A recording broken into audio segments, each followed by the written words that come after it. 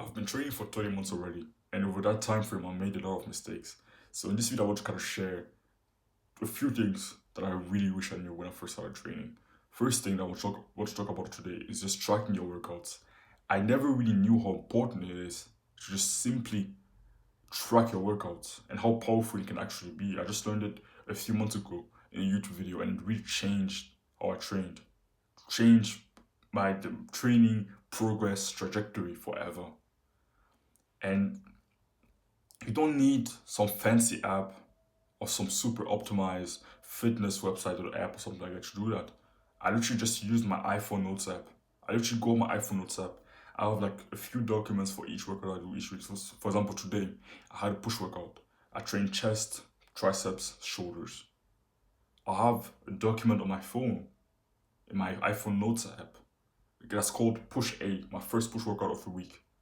And I literally have the exercise that or every single exercise I perform, the exact sets, reps, weights that I used and that I did last week.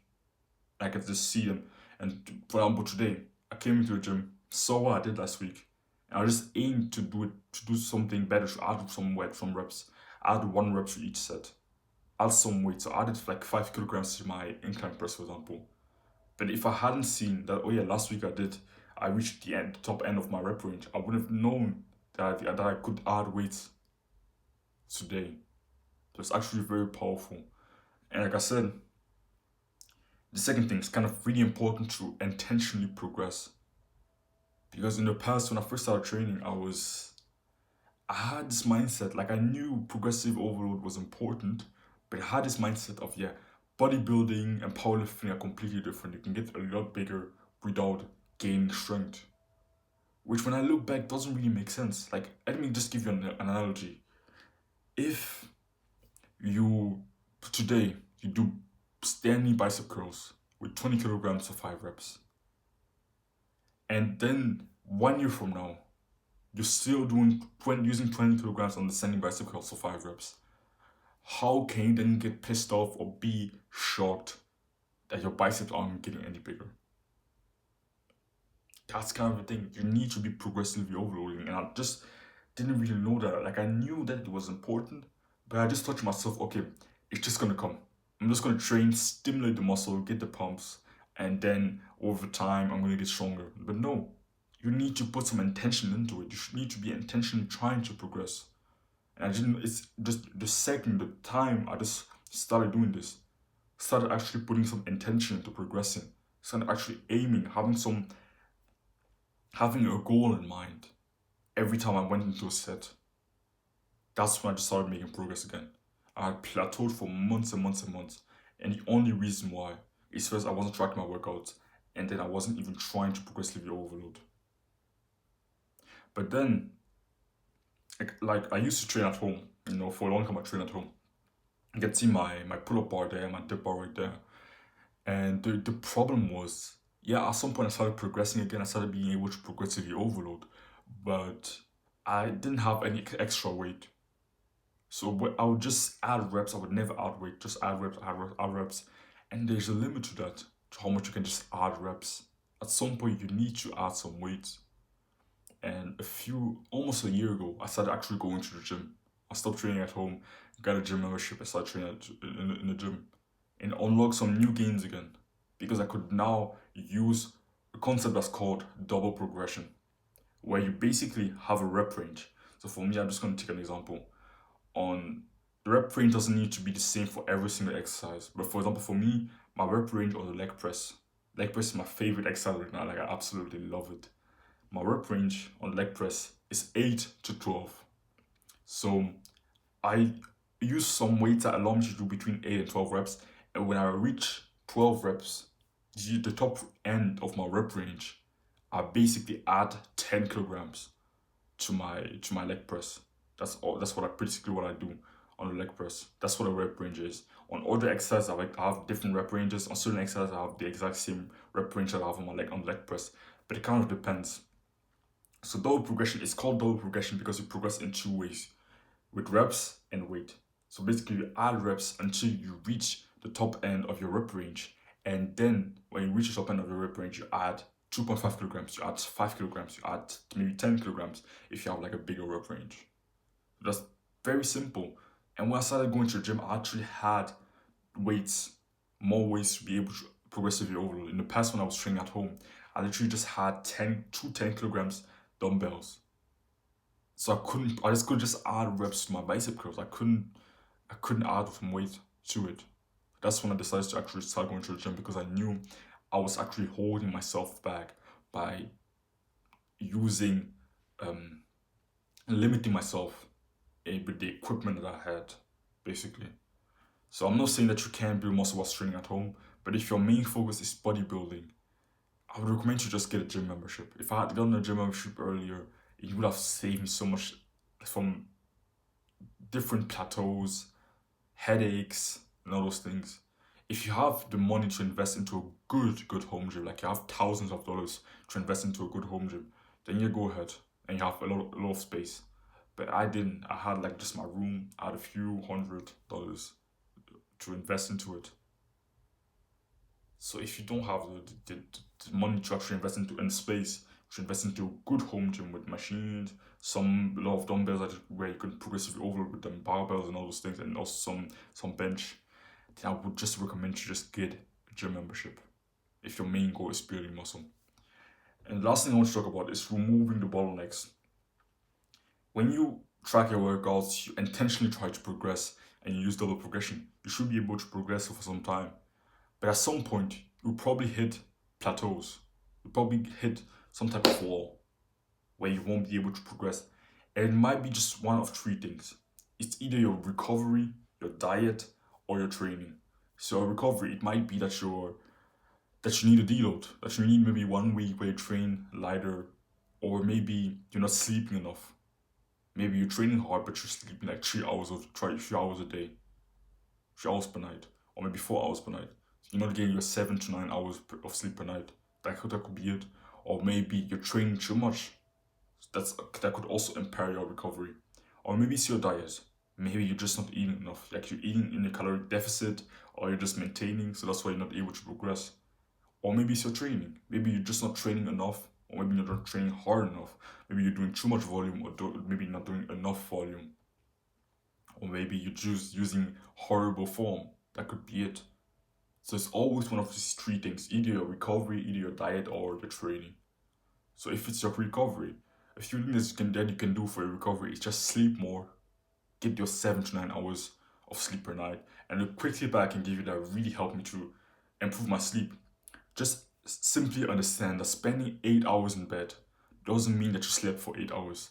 I know it I know it sounds basic, but I think a lot of people don't understand. It's like they go to bed like at, for example, 12 p.m. and they wake up at 8 and they say, okay, I slept 8 hours. But no, if you went to bed at 12 p.m. and you woke up at 8 a.m., that doesn't mean you got 8 hours of sleep. You spent 8 hours in bed. That probably means that you had like 6.5 hours, maybe 7 hours, maybe just 6 hours of sleep.